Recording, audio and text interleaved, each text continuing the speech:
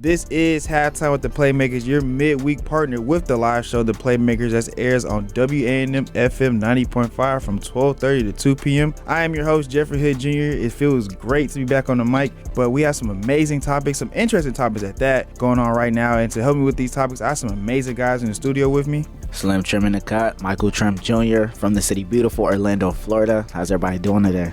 Great. What's going on? It's Jay Scott, the freshman on campus, repping the 813. Trim, you speak about yourself in third person, bro. I'm still not sure how to feel about that. Yes, sir. Yes, sir. I like your intro, though. About time, instead of the, what was it? Like, I am Michael Trim. I am Michael Trim Jr. from the city beautiful Orlando. Yeah. No. I like the new intro, my guy. I like the new intro. Let's hop into it, fellas. We got some baseball going on, softball here at FAMU, as well as baseball here at FAMU. So I just want to get your perspective on the first couple games they just took on. What you guys' thoughts on it, and how far do you see both of these teams going? So I know, as with most FAMU sports, you start off the season with your out-of-conference schedule. So those are going to be your tougher games this season. As of right now, softball isn't looking hot, but granted, their games that they've played this season they had a series against Florida State, had a series against Texas Tech. You know, those are part of your growing pains that you go through as a program. They still look good. They're out there competing. Some of those games, especially against Texas Tech later in that series, were more competitive. On the baseball side, they played Eastern Illinois University. I thought they looked good the first two games. You know, it's hard to beat the same team 3 times in a row. So starting off 2-1, it's not bad. Some of these batting averages look pretty decent to open up the season, especially from Jalen Niles. I'm liking what I'm seeing from the baseball team so far. You, Mark? Yeah, I'd have to agree with Jalen. I like what I'm seeing from the baseball team. I caught a couple of their games last year, got some footage of them. The guys, they play really well together, and I like some of the vets from last year returned, like Joseph Pierre, he came back. I believe Jalen Niles, he came back as well.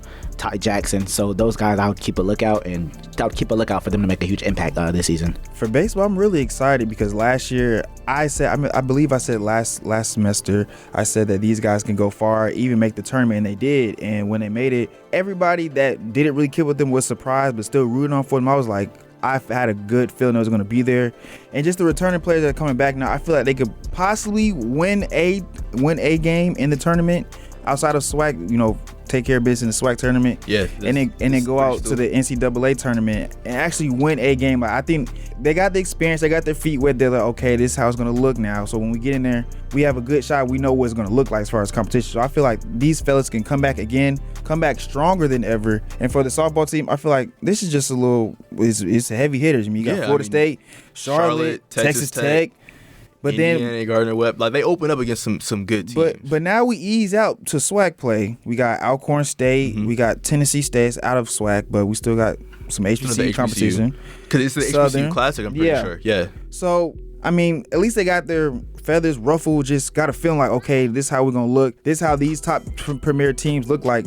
So now we play our own competition. We have a chance to really like mark our mark on them, just how other people did to us. So I'm pleased with them right now. And like I said, that's part of every program's here at FAMU. You have to go through those growing pains against those tougher teams, and it sets you out for success throughout the season. I mean, look at the football team. They opened up with a few HBCUs, but they had to play USF, and that in itself gave them their only loss of the season, and it elevated them as in a competition sense to go out and compete against those other teams that they have on their schedule. And win a championship. Exactly. I like it so far. I feel like both teams, baseball, I'm putting my money on they're going to win the SWAC. There should be no excuse this year. Yeah, I agree. Softball, give me till mid-March and I can really get a feel for them, because I haven't watched a couple games, but I do plan to watch a couple games this year like I did last year with the baseball team. Give me till mid-March to really get a judgment on how far they can really go. I want to see how they do in this series with the for HBCU sure. Classic. Grambling in them. Yeah, because they play Alcorn, Grambling, Southern, Tennessee State. So it's a plethora of different opponents, and you'll probably see a different side to see how like the grit of this team and see how they can weather out these games. Out of these 4 games in that tournament for softball, what should be the record leaving out of that tournament? I mean, I think if you split even, it's a pretty good turnout. I mean, again, I got to watch more of this team, see what they're made of, but I like us splitting even. What about you, Mike? So how many games they play? 4. So Grambling, Prairie View, Southern, and who else? Alcorn. Yeah, I would say 2-2. 2-2 is like, I'm content with that, but I want to see if we can get that 3-1 or maybe even 4-0 if we're like, really like that. I agree with you as well, Mike. Now, another sport in FAMU is the track team here, track and field team here. I've had the pleasure to talk to them a little bit, as well as you, Jalen. And they just came off the 2024 Indoor SWAC Championship, and they handled business, like they said. what are your thoughts before I share mine? So I talked to one of their coaches earlier this year when they won the cross-country championship, and one of their sayings this year was drive for 5, and that means not only competing in the fall and not only bringing some hardware back from there, but going out indoor season, turning it right back around, hitting the ground running, go figure, and winning. So I know they had some individual awards. Coach Garfield won Women's Coach of the Year. In the women's 60-meter champ, Tiana Brown. And in the 200, Nia Blocker, she set the SWAC indoor championship record with the 200 time. The women's distance medley relay brought home some hardware, women's 4x4. So all around, I think they were competitive, and obviously it showed with the championship winning. But I will add on to that. I feel like they're non-competitions as far as the Windy City tournament, the not tournament but meet, as well as the Carolina Invitational. I feel like that helped them get ready for something like this. Absolutely. To handle business. And they've always made personal goals, and every time they're either breaking their own personal best or they're breaking the school record constantly after a meet. So I wasn't surprised. I wasn't shocked. I built a good bond with these athletes on the team, and I was really pleased and glad to see more in the future. Yeah, big shout out to Nia Blocker and Brianna Brown Marshall. They both set records, SWAC championship records, one for the 200 and then one for the high jump. So big shout out to them. And they took down Alabama State, who's the defending champs. That's not an easy thing to do. Right. For sure. But I think coming into the season, winning the cross country, winning cross country? The women's cross country. Right, winning the women's cross country championship, and then I think that carried over into the track season. So that's just big congratulations to the girls team. Like they said, they're not stopping, and they March 8th, I believe, they're competing now in the NCAA tournament. So they have 3 people that could potentially qualify. Yeah, 3. It's no, and they're all some go-getters. And I feel like this is just laying the groundwork for building a powerhouse track program. For sure for HBCUs, because I remember I talked to the director of the track and field program, and he said every time they go to these big events, whether it's Big 10, Big 12, SEC, they just want to show themselves like, hey, we can compete. And I feel like if I'm a kid that was thinking like, oh, I want to go SEC or I want to go Big 10, and I see FAMU constantly being up there in the top 5, top 3, I'm like, hey, why not FAMU for once? Right. And I feel like we could potentially get some maybe D1 players that did not really like participate in certain events could come down to us, and we just start stacking and be one of that powerhouse in HBCUs. And there's plenty of athletes from, I knew some kids in high school who went to Chaminade, and they're indoor nationals at Adidas and New Balances. They wear their bags everywhere. They carry FAMU on their backs wherever they go. And so, like I said, that's like you said, as far as exposure goes, I really want to see how they compete in the Florida relays, because I know that's a huge track meet in Gainesville. So I'm rooting for the track program all around. For sure. That's another program other than baseball and volleyball. I can really say like they're going far. Yeah. And consistent. Very consistent. But now I feel it's going to happen some college basketball. A lot of teams been high. A lot of teams been falling. A lot of players been hot. You heard that, Mike? Nah, Jeremy can't hooping. I ain't gonna lie. Oh, okay. Nah. How to make sure. I watched him play in person. He's a bucket. Oh, but ladies and gentlemen, if you heard Mike before this, he was, oh no, he's second round, or I think he's gonna go back. Hey, this is the first half of the season when he's playing non-conference schedule. When you struggle in non-conference schedule against Eastern Carolina or something like that, like obviously he performed against Baylor. You're right. You had to see it for your own eyes. Some people are just like that. Yeah, and I'm like that as well. But anyways, fellas, we're going to talk about UConn. Now, UConn has been on a killing spree. Nobody seems that they can compete with them in the Big East. But fellas, if you had to put a team against UConn that could potentially beat them, who would it be and why? Man, they have a matchup coming up here with Creighton. Creighton has dominated their series that they played thus far in the season, going into last season. So, and I'm pretty sure they're on the road too. So that's going to be a test for them. I know Marquette is coming up. They washed Marquette this weekend. They did. But again, it's hard to beat the same team twice. Twice, for sure. And I think they're on the road this time as well. They are. So those are my 2 teams I think to look out for. But other than that, Connecticut has just been so consistent this season with their rotations, their physicality and playing the ball. They play a lot of good system basketball. They pass the ball, get a lot of open looks. Kentucky's a good team. Kentucky. Jeez, man, I don't know what I'm talking about. Connecticut is a team to beat right now. What you think, though? If you had to put an ideal team, Mike, in front of them and say, like, they got a good chance. I say Houston. Small ball Houston? Like, 6'9", Houston against Donovan Clingan, 7'2". They got the Cougars. Okay. Explain why. Because I think, it's in the stats. Houston has the best defense in the league. No, for sure. That's not the undeniable. league, but the nation. That's undeniable. And then having LJ Cryer and Jamal Shedd, 2 guards in the backcourt, defensive guards. They could both be one could be in the running for National Player of the Year, one could be in the running for Defensive But Player we of the Year. seen LJ Cryer. I forgot what game it was. It was recent. We seen he was a no-show first half. I think it was Kansas. I want to say it was Kansas. He was a no-show first half. Yes. And they lost that Kansas game too. Yes. Yeah, they lost that Kansas game. But I think, when you get into March, the game starts slowing down. You can get into your set defenses and stuff like that. I think that'll really benefit a team, this Houston team specifically, outside of, previous season teams of, the past couple years when they were ranked high or seeded high and they couldn't get it done in the tournament. I think this team is, without a doubt, in my opinion, at least an Elite 8 team this year. The only problem with Houston is that they have to be able to stop Connecticut's runs, because Connecticut's a team that you can't let get ahead. They are hard to. Because and the thing is that even if you miss your shots, they can out-rebound you at defensive side of the ball and the offensive side of the ball and get those runs going. So Houston just can't play from behind. And same thing with Creighton tonight. They had that problem earlier this season, and Marquette is going to have to do that because they had that exact same problem this past weekend with Connecticut. A team I would say is Kansas. Even though Kansas has not been Kansas, I just say that for the simple fact I want to see Hunter Dickinson versus Donovan Clingan. I really do want to see that. Best on best as far as big man goes. Zach Edey? Stop it. I no, don't get me started with Zach Edey. I talked about him on the Playmakers. Please don't get me started with Zach Edey. What's your issue with that? I missed that. What's Zach? Okay, this is my thing with Zach Edey. My thing is, yes, he's 7'4", 7'3". Basically, he's just picking apples off of a tree. Like, I can easily pick and roll layup. Like, you have to understand, I don't think his game, it's not me being hated, but I don't really see his game translating to the NBA. Really? No. I mean, outside of possibly the through ball. Because you gotta think now in the NBA, you gotta shoot as a big, it's bare minimum. You have to shoot bare minimum, or you're not touching that floor. But Jokic was still putting up good numbers in his earlier season without that three ball. But is he Jokic? Can he pass? No, you can't. He can't pass like him. Respectfully, I think. I will say he's still a player. He's still a heck of a player. But I don't see his game translating unless he gets a jumper. So do you think really the jumper? The new translation for centers in the league is going to be can they shoot that mid range? Can they shoot that? Can they spread the floor? Yeah. Because Zach Edey, one thing that you do need from your big man is if you can't shoot, you better rim protection to protect the rim. Yeah. And Edey protects the rim. You see guys like Walker Kessler coming to the league. He made an instant impact. But Walker can shoot.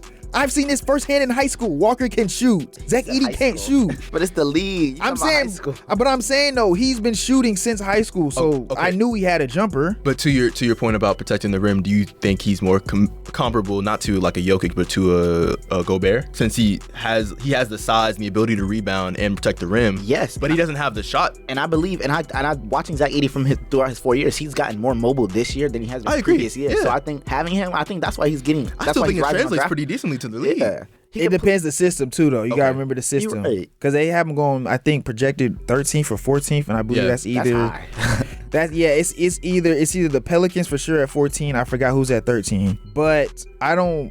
It just depends on the system. If he can translate his game and fit in that system, I feel like he's fine. If let's say he gets drafted to like an Atlanta, they get an interior presence that man their defense because they're a terrible defense team. Then you slide, but you got Jalen Johnson can't shoot. You can't move into the 3. Yeah. Exactly. They ain't got no shooters. Yeah. Maybe. Oh no, the Pelicans won't work either. Zion really ain't got no jumper. No, he can't. It would have to be a team that got at least 3 shooters on the court and 1 non-shooter, including Edey. I couldn't even name you off the top. Well, but I mean, so he's high in the draft starts right now. So you think he shot up from day 2 guy, second rounder to lottery pick, which is crazy. But yeah, y'all, my team I want to see and I hope to see is Kansas versus UConn. I feel like that's best on best. Both are physical, both attack the glass, both rebound hard. I feel like that's just a match made right there. Hopefully that will happen. But moving on to the next question, fellas. Who is the freshman player of the year? Mike? Freshman player of the year? Come on, say it with me. In my opinion, say it with me. I'm not gonna say Jeremy Jay. Oh my gosh. Who is it? In my opinion, I'd say Reece Shepard. I had him on my thing. I think Reece Shepard has been from start to finish even the most consistent freshman. And consistent for sure, yeah. Not only that was that he was able to step up in a role where Wagner was hurt, and he still made those games for Kentucky competitive. And he played the point. He's a 2 guard actually. Yeah. I mean, he averaged 18 points on better than 14 shots per game compared to 8 points and 4.6 shots per game on his previous 5 contests. contest. So I mean, he's been hooping, And I think he's still shooting above 50% from three. You gotta think, fellas. I'm only saying Jared McCain, and here's my reason why. Jeremy Roach has been on and off injury. Tyrese Proctor on and off injury. And when Tyrese is playing, sometimes he's a no-show. Sometimes he's back in Melbourne, Australia. Sometimes, respectfully. Sometimes he does not show up. Kyle Filipowski, yes, he is there, granted, but he's not the Kyle Filipowski from last year. So the reason why we're ranked number 9 is because of Jared McCain. I'm not going to lie, though. Simply Jared McCain. Like, the reason why we're still in the top 10, the reason why we're still relevant is because Jared McCain. If Jared McCain has not been playing great and been a no-show, we would be terrible. We would probably be late 20s or unranked, respectfully, as a Duke fan. Y'all play Miami, right? Yeah, we play Miami tomorrow, Wednesday. Okay. I mean, he's shooting 41% from 3. 12.9 points 46 from the field. Rebounds. Yeah, I mean. Yeah, but you can't disregard the first month of the season, the entire month of November, where he was spotty at best. He was spotty. No, I will give. He was spotty when we need him knock down big threes. He wasn't there. But now, since like going into 2024, it was like, all right, that light flashing. He's seen what John Shaw's been telling him since the summer. Shoot the ball, stop passing, shoot the ball, and he really showed that against Florida State. Granted, yes, Florida State's not the Florida State, but he showed what he can show in the NBA. Two other guys I want to throw in this conversation is Jacoby Walton and Cody Williams as well. They deserve some consideration. For sure. I think if Cody Williams didn't miss as many games as he did and was a little bit more consistent and efficient, I feel like he would be a no-brainer. That seems to be like a theme when it comes to players of the year and like especially off rookie player of the year. Was it rookie or freshman? Freshman player of the year is injuries. Is who's coming up and like stepping up, because I know that again for Fareed, he had to come in for DJ Wagner when he was hurt and again switched and played the point. He's leading the nation in 3-point shots right now. So who's willing to step up and play their part in the game? Speaking about who's willing to step up and play their part in the game, who right now, whether it's freshman or not, has the ability to either rise their draft stock, or lower their draft stock right now? Easy for me, Stephon Castle. I think right now, in a good way or a bad way. Because I feel like ever since the game at Madison Square Garden, I believe it's against St. John. Yeah, I feel like since then he's been hooping. Yeah, but I think if he continues what he's doing, I think he'll play himself back into that top 20 conversation. Yeah. But if he doesn't, then it's going to be like, okay, is he going to be a late first round guy, or is he going to be a second round guy? So I'm surprised you didn't say DJ Wagner. I think DJ was my other guy. I think DJ he has a great SEC tournament in March Madness. I wouldn't be surprised if somebody took him in the lottery. And sticking with SEC, I'm going to go with Rob Dillingham. Nobody's going to say Isaiah Collier? USC. Are they gonna make that Pac-12 tournament? I don't. From what it looks like, I don't think so. But I think he is where he is. I think he's gonna be a late first round guy. The Miami Heat is projected. Miami Heat. That's where I want DJ to go. You know how we do with development. Now. Isaiah fits way better with Miami Heat culture than DJ. No, DJ's a dog. Yes. They need a facilitator. Who's a better facilitator? Isaiah, but exactly. But Isaiah also turns the ball over way more. You're right, but like I just like that fit. Like I just love that fit. I think they should go guard with their first round pick this year. Oh yeah, for sure. We need yeah, because Lowry. Yeah. Yes, we need a guard. Yeah, because Lowry wasn't. What is that running a point now? I think we have Terry in the rotation. Oh yeah, I forgot. But Terry's been hurt now, and this All-Star weekend's coming up clutch because he had something with his I think it was his ankle injury, and then Josh Richardson dislocated his shoulder. We are in desperate need of a guard. All right, fellas. Now let's hop in some NFL. Yes, NFL has been real quiet lately, but a lot of these teams have some big and interesting moves they need to make to keep their team in line to either potentially go back to where they were or even excel. So now we're going to hop into some franchise tag lists and best destinations. Now these names I'm about to list off are people that can either get franchise tag and return back to their teams, or if not, we're going to give our prediction on where they fit best for the next upcoming team. Now I'm gonna start with the first person, Josh Allen, linebacker for the Jags. Does he get franchise tag or does he go somewhere else? Because of how he performed this season, I think it's going to be a tag, just because the Jaguars are going to want to match his contract depending on where he is projected to go, if he goes anywhere. I think he gets tagged. There should be no question. He needs to get tagged. Yeah. For me, I think it all depends on if they want to make a big push for T. Higgins. That's true. Because I think if they want to make a push for T. Higgins, obviously his contract is going to be massive, so they would probably let him walk if they want T. Higgins. That makes sense. So you have to make a decision with that. But if I had to bet my money on it, I'd probably say he stays with the Jacksonville Jaguars. Now this is my favorite one. This is Saquon Barkley. Does he go back or does he go to a new team? Do they franchise tag him? What they do? If I'm Saquon, man, I'm testing the market. You mean you had your time in New York, and wasn't the seasons you hoped for. I know he had dealing with injuries, but the market for a running back is high right now. For sure. Contrary to how they want to pay running backs, everybody needs a good running back on their team. You saw that with the Chiefs with Pacheco. You need a good, solid piece to move the ball. Now, right now, if the Cowboys don't go after, I'm looking at Mike right now. If the Cowboys don't go after, Was Derrick Henry? Yeah, Derrick Henry. If they don't go after Derrick Henry, I think Saquon should be their backup option. Man, I'm going to keep saying it. H-Town. Come to H-Town. Like, what are we doing? I know you don't want to pay them state taxes anymore. I know you want to live at large. Live fun. CJ Stroud, young up-and-coming talent right there. Go to H-Town. And when it happens... That could be a dangerous parent. Just know I said first on here. You might... Yeah, that's H-Town. I think when you're a front office and you see you have a superstar quarterback and he's on a rookie contract, you do whatever you can to build around him right now before he gets to the big payday. I believe they're top 3 in cap right now. They're top 3 with the most cap. Yeah, exactly. So I think it's a Saquon or bust if I'm Houston. For sure. Or Derrick Henry, if they can get. Yeah. There's also been reports saying they're not going to give him the franchise tag, so Jeffrey Hood might be onto something. Next guy, Brian Burns. The Panthers. They haven't reached a long-term deal. The Panthers they tag him or they let him go? Complete rebuild. So they let him go. Yeah. Where does he go though? Who's in market for a defensive end? Who needs a pass rusher? I mean, the Bucks could use one. The Bucks, but then again, you gonna take Mike Evans' money. That's another money issue. Dang, man, I don't know. But he needs to get out of Carolina though. H-Town, what's up?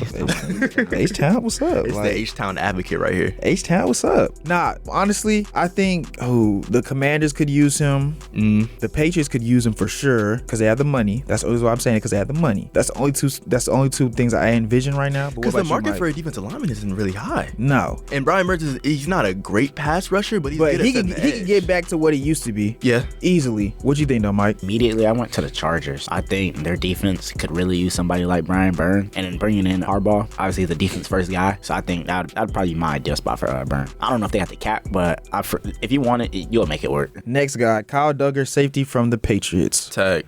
The Patriots, they need the secondary still. I say tag. I don't think he goes anywhere. Yeah. If you ask me though, I feel like they have the money. They got the 3rd overall pick. You might as well keep all your ducks in a row and figure out after the draft, because you're gonna have to spend that money. And it starts with Kyle Duggar. Yeah, I agree. You might. Yeah, he's staying with the Patriots. Nothing much to say there. I think he's gonna stay with the Patriots. Next guy, T. Higgins, wide receiver. Oh, that was quick. Yeah. Why Jax? Everybody's pointing towards Jax right now. I mean, he's gonna reunite with his college quarterback. Obviously, I think isn't Jamar Chase coming up for a big payday? That's next year. That's next year. I believe it's next year. And I think that'll interfere if he, signs a lucrative deal. So I'm gonna say Jacksonville. I think he goes back. But if he does go back, they have to release or let go of Tyler Boyd. Yeah. And if I'm a GM, I'm looking at either T. Higgins or Tyler Boyd. I think I know the obvious answer is T. Higgins. Especially if you can get Burrow back. For sure. Get the AFC back in swing. And they already took down the Chiefs once. Let's not like they can't do it again. I think the Bengals will take a step back though. It's like all them weapons that matters. And obviously I think losing a guy like Tyler Boyd or T. Higgins regardless, I think they're gonna take a step back. But you could get a wide receiver in the 2nd, 3rd round. Well, really, they need offensive line help. One. Yes, that's the main. So maybe like 3rd, 4th round, you could get like a Lad McConkey, some slight. You don't need nothing crazy. Now that you say that, they might honestly tag him because, like you said, they'll need more help on the interior with the line. Yeah. So keep your weapons, drop Tyler Boyd, and yeah, I mean that makes sense. Makes sense. Next guy, Josh Jacobs, running back for the Raiders. Does he get tagged or does he go? Trim, you got something? I really don't know about this one. I'm going to say the Eagles. Whoa, why? Because why the Eagles? Who they have at running back now? Swift. No, Swift's about to leave. It was a 1-year deal. Yeah, Swift's gone. So they lost Miles Sanders after the Super Bowl. Yeah. They're about to lose Swift. I think you see how they performed with Miles Sanders as their running back in the Super Bowl. Yeah. On their Super Bowl run. So I believe if you get Josh Jacobs, I think that'll put them back in contention. But then you got to think about it. Do they have enough money to get other players like on the defense side of the ball? Yeah, because that's what they more need help than a running back. That secondary, you know what happened when the San Francisco 49ers pulled up. You know what happened when the Bucks took them down easily. Yeah. You got to think about it, though. They need more than just a running back. A running back's great. Like, it's more entertaining, more enticing than a DB, for sure. But I feel like they're smart enough to go ahead and get L'Jarius Sneed or whoever is in the DB market right now. Sneed, he's coming home. He's staying. We're going to get to that. I think if well, we're gonna get to that. if Jacob walks, I think another good. I say the Cowboys. Cowboys. Yes. I'm about to say the Cowboys. Yes. Tony Pollard was not cutting it. He wasn't, and you're gonna need another duo to go with that backfield, and Yeah. he probably has a lower contract leaving out of Vegas, so it's another 1-2 punch you're gonna need. It's either the Cowboys or the Raiders. I couldn't see him going anywhere The else. thing is, they also needed a downhill runner, which is why I like Derrick Henry going to the Cowboys, because Pollard is good. He's decent in I space. like Derrick Henry to the Ravens.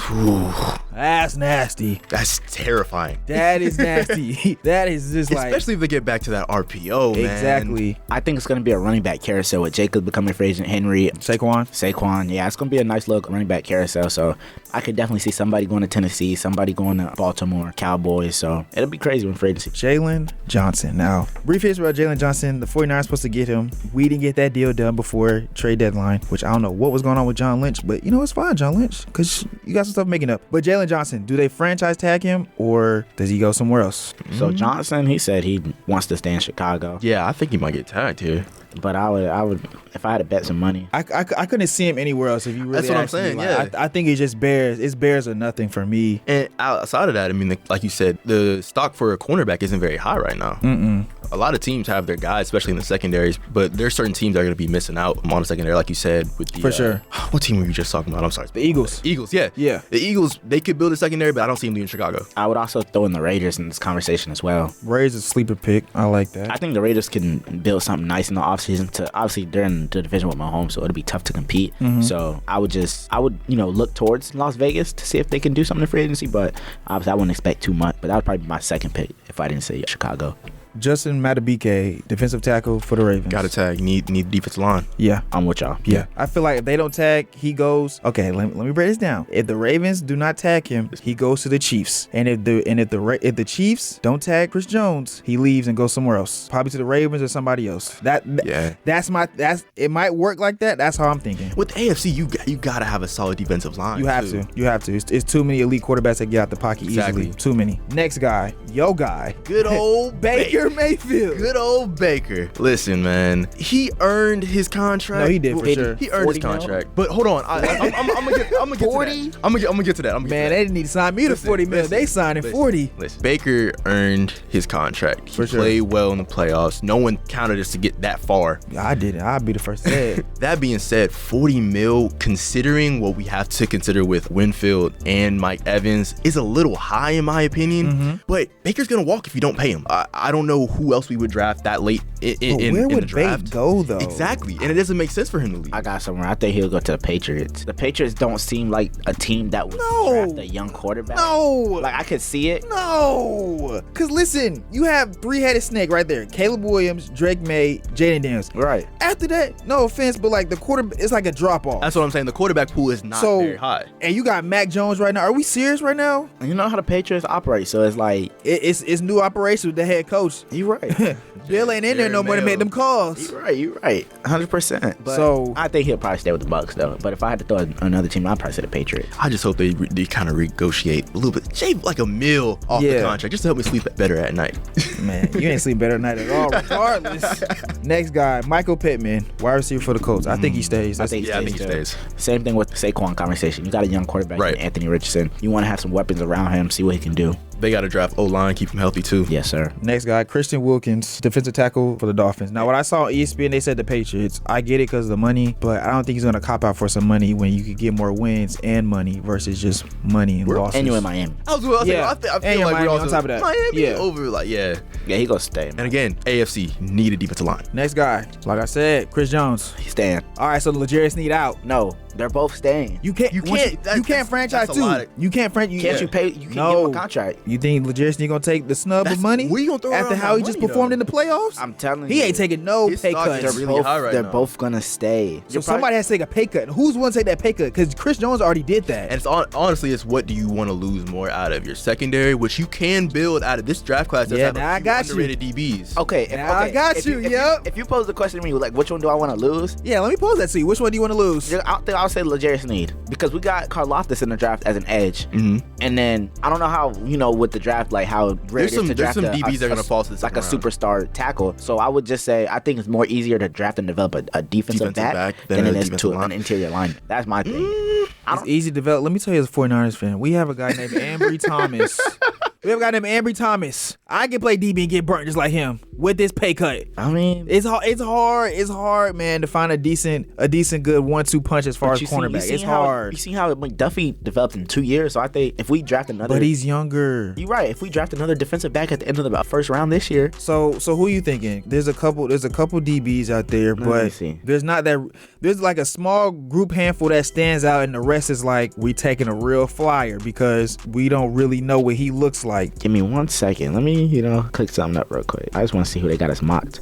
They have us. Troy Franklin, wide receiver. Okay. I could see us taking the wide receiver. You need another receiver. Yeah, because the drops ain't going to cut it. Cooper DeJean. Cooper DeJean's gone. You can't use Cool. Yeah, I don't Kool-Aid going to be gone. Lasher going to be gone. Mitchell going to be gone. You got to look day 2 type. Yeah, you got to do. It's going to be tough. Because you're going to need to either draft a lineman or you're going to need to draft another receiver, most likely a receiver. Who do they have going to the Chiefs? Oh, you said Troy Franklin out of Oregon, yeah. What do they have Bowers going? Chargers. No, they have him at 16 to the Seattle Seahawks. And I would cry. Now, last time I saw it was Chargers. Yeah, no, it's new Seattle Seahawks. I would cry. Okay, you got, obviously I just said DeJean, you got Arnold, you got Wiggins. He's going to be gone. Quinion Mitchell from Toledo. He's going to be gone. Because he stood out in Senior Bowl. He's going to be gone. Great Senior Bowl. He had a great tape too. For sure. If you look long, at his hips lengthy and ball skills, man. But I just named 5 corners. 5 corners aren't going in the first round. I promise you they're going to go in the first round. You need DBs. Maybe Lassiter out of Georgia, maybe. But after that, it gets real sticky after Lassiter from Georgia. Okay, so I'm right here. I'm looking at the rankings. They got Cooper DeJean ranked 1, Wiggins, Kool-Aid McKinstry, Arnold, Lassiter at 5, and then Quinion Mitchell at 6. Somebody's gonna fall after 6. It's done. Like them gone. They are gone after 6. Like, 5 DBs in the first round is kind of crazy. That's what I'm saying. But it's not surprised. It's not gonna be a shocker. It wouldn't. But it's like, when's the last time that happened? That's like, I don't even remember the last time. Like, you only see 5 quarterbacks taken, or like I'm telling you, them DBs is finna get took real quickly. Older DBs. There's a lot of older DBs, and you got Tyreek Hill running straight past them. Like, they gonna need some speed. They need some youth. But I don't know. I think we're either gonna go corner or wide receiver for the first pick. You gotta go receiver. You have to go receiver. You have to. But it's like, how much faith do they have in Rashee Rice and develop? A lot of faith. So it's like, when you have those conversations, you like. Okay, but do you want a 2-headed snake or you want a 3-headed snake? Which one sounds better? And the thing is, though, you're dealing with issues that you had last season going into next season. If you don't have another receiver, you're gonna have the exact same success rate you had in the regular season. It wasn't to the Chiefs' standards. They've had better regular seasons. Right. Is what I'm saying. Yeah. This is by far their worst regular season in the Mahomes era. And to that point, it was because of their lack of depth and performance at the receiver. Dang, and we still won a Super Bowl. All right. Anyways, let's highlight some hoops, fellas. All-Star Weekend just took place. What are you guys' thoughts on All-Star Weekend? I'm starting with you, Mike. Outside of the 3-point contest, I have no problem with the All-Star game, actually, because it was abysmal. It's an all-star game. It's like what you want these players to do. I turned it off at half. But like outside, like the Saturday night, I think Saturday night needs to be better. The 3-point contest is good. I think Saturday night was I feel like the Rising Star Challenge, the Rising Star game, let alone 3-point contest, carried All-Star Weekend. I'm talking about like skills competition, dunk contest. Yeah, that's what I'm saying. Those need to be better. The skills was straight. It was decent, but it's like, bro, you got players not knowing how to go through the course and stuff like that. Blame Paulo. That's your man's, right? Scotty Barnes losing the ball. Scotty Barnes. He shot it backwards, bro. He's terrible. He shot it backwards. Ant with the left hand. I said, we can't be serious right now. But normally I'm team let the players have fun. All-Star, that was too much fun, dog. I mean, did you see the clip with Luka throwing the off the backboard, trying to dunk it? You don't ain't got no bounce like that. Luka and Yoke, they don't care about this All-Star stuff, but it's like they gonna get in every year. So what do you do? Well, I feel like we might have to put money in their faces now to play, just like the in-season tournament, because they took it to heart when they found out the extra pay cut coming their way. What do you think some ways to combat that are? Because the one that I've seen thrown around so much was that East and West winner takes home court advantage for the finals. Yeah, but I seen that. But they was like, if I'm Giannis and I got Jason Tatum on my team, right? Why would I help you get home court advantage? Exactly. But then it's like it requires you to play harder, because now if you win, you have home court advantage. I think it comes down to money. Right. I think they want more money. Just they want to get paid. So we might as well throw them money just like the in-season tournament. Throw them some more money to play for real. Why the heck am I as an all-star voted above all these other NBA players gonna go out there and risk my health while other people get to kick back on the couch, watch the game, and have about a week or two off? I'm not gonna lie though, but at some point we gotta stop saying like, oh, risk my health. This is what you sign up for. This is why you play the game. No, for sure, but Injuries are no, part of I the understand that, but what I'm saying is that's why they would want to get paid. Oh yeah, absolutely. But I just some money, No, nigga. you're an athlete, man. Go out there and play. yeah. If you I really say love throw the their game, money. you just hoop. Where are they gonna get the money for that though? Oh, NBA They got got the money. money. They'll find a way to make them play. You know, Adam Silver is Because I'm a fan. I'm coming to All-Star Weekend and I go to the All-Star game and y'all just like lackadaisical. I'm like, why did I waste all my money? Why did I waste my hard-earned money from wherever I got this money from to watch you do this? Okay, so do you think they should switch to a more format similar to the Pro Bowl, where it's not like serious basketball, where they have like King of the Court or something, or 3-on-3 tournament? They probably would even one-on-one. Just something or for the 3-on-3. fans, not really They for the probably players would even themselves. do that. I doubt they would even do that either. I don't know. NBA's real tricky. Pro Bowl, like the flag football thing, I'd be turning it off too. I just can't I like the flag football. It'd be fun Because but it's then it don't be entertaining, but fun. when you watch football in the off season, especially when it comes to like high school and even college practices, if you've been around it, those players get so hyped for 7-on-7. Now you put that out with some of the best skilled players in the NFL. It's entertaining for the fans. No one wants to watch two-hand touch with full pads out there. If you're gonna give me two-hand touch, at least give me Jamar Chase Moss or somebody. Like, I don't know. That's real. That's my 2 cents. Now, fellas, since All-Star Weekend has ended and a lot of teams are hot right now, I'm starting with one team that's hot, the Mavs. Back to work. Could you see the Dallas Mavericks as a dark horse for the Western Conference Finals? What I said last week, Jalen? What did you say? They can get to the finals. Oh, you know, he did. To the finals. He said all the way to the Western. No, he said to the finals. Yeah, to the finals. Okay, how? I mean, I think they're hot as well. I said but a dark horse for the Western. They're Conference. 6-0 in their last 6 games. Yeah, since Yeah. the trade, they've been hot. Yeah. Right. And then obviously the West is tight and compact. It's Extremely. like they're 1 game back of the 5th seed. They're 4 games back of the 4 seed. It's like you go on another good run like this. Denver's been, spotty. They're 5-5 in their last The 6. Clippers. The Clippers are nice. Dangerous. I know. That's why I said the 4 seed, I'd probably say the ceiling. But the Clippers, I think the Clippers are still, if they continue to play how they played throughout the first half of the season, I could see the Mavs being a top 4 team and hosting a If first I round get playoffs. a James Harden that don't no-show, there's no way the Mavs are getting past them. But we say that every year. If we get James Harden like this, we get James Harden like that. It's like we know if history tells me anything, James Harden's gonna flat out in the playoffs. But if he don't? He will. It's inevitable.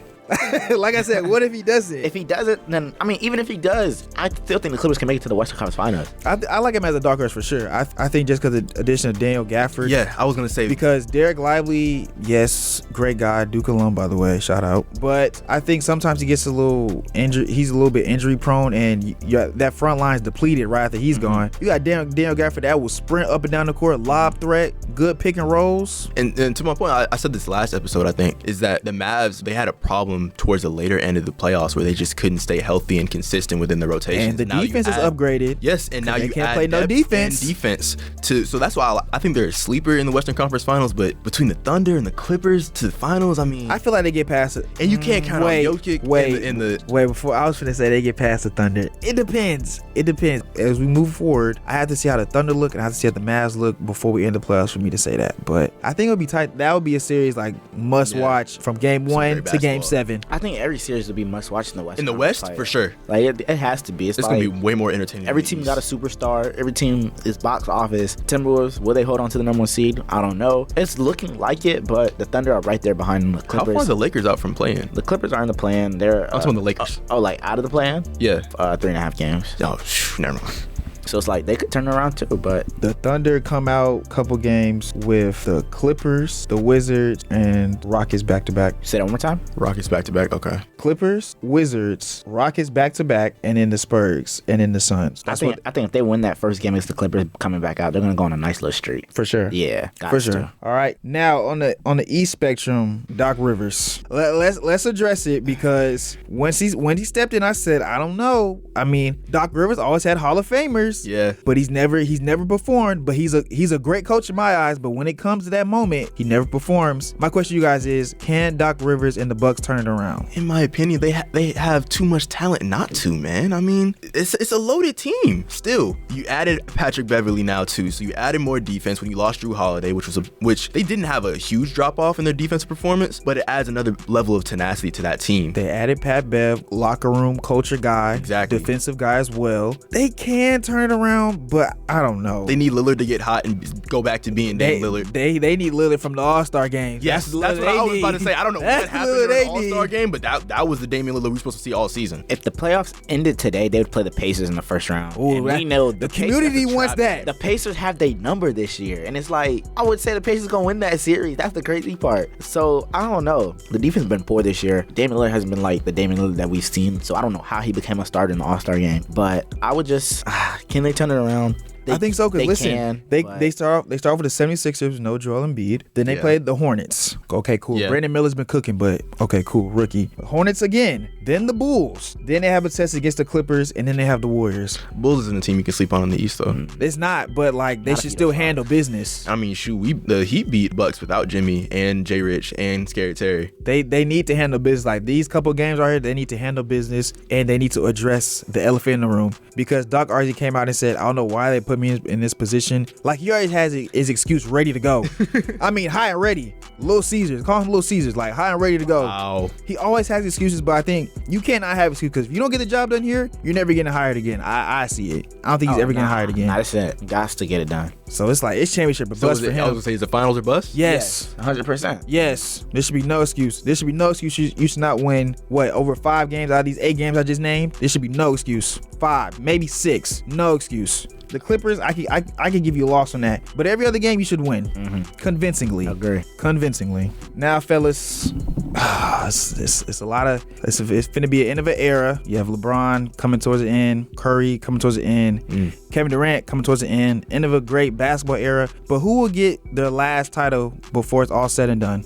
Oh, this is gonna be hard. I didn't know how far the Lakers were out of the play-in. Oh yeah, it's far. I didn't know it was that bad. It's far, but they're hot though. But it's far. So I had LeBron originally, but honestly, if he were to win one, it may not be with the Lakers. I think he may move on, especially with Bronny coming into the league here soon. He'll politic. So you believe in that Warriors whole trade? What happened? I don't know about the whole Warriors trade. I don't know that specifically. I thought you were on that way. No, not specifically. But my point was, LeBron doesn't take kindly to too many losing seasons. He has a standard he set for himself. When things don't go his way, he will go out of his way to either politic and make his team better, or move on. I mean, he took his silence to South Beach. He went back home, won a chip, went to the Lakers. Things weren't working out, made some trades, won a chip. I don't see this trend stopping, and he has another legacy.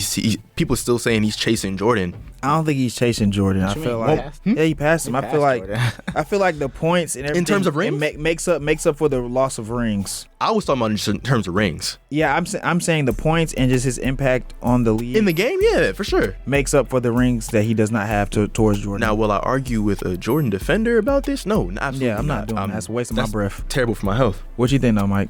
Who's getting the last one before it's all said and done? I would probably say KD. I'm with you. I was just. I think the West is too competitive, though. It is, but it's like it is. But he already has the talent right next to him. He already has the team. But if you're Steph or LeBron has the talent next to him too. It's just, I don't know. Does he really? Does he really? And he's been hooping though. D'Lo and AD's been hooping, but when have we seen D'Lo hoop for real? You know, last year in the playoffs against Denver, he was a no-show. Yeah. So. But I would just say for Steph, it's like you'd have to make a move for them to be back in playoff contention. Yeah. Or title contention, should I say.